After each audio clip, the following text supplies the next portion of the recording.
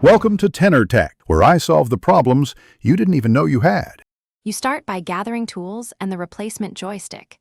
Get T6 and T8 Torx drivers, plus a plastic pry tool.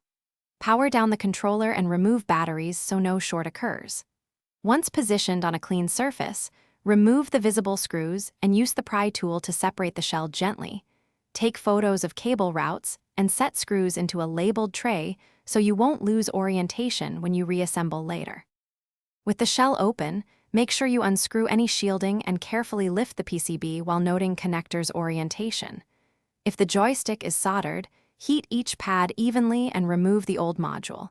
If clipped, release the retaining clips and slide the module out.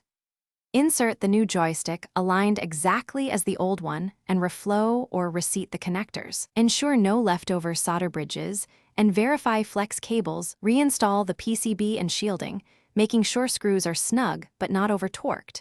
Reconnect any ribbon cables and position the shell halves so clips align before snapping them closed. Once batteries are back in, power on and test the joystick in menus and a calibration tool to confirm range and centering. If you see drift or dead zones, double-check solder joints, clean the contact area with isopropyl, and swap the replacement module if problems persist. Those are the most common fixes. Thanks for watching. Subscribe to keep your life in tune.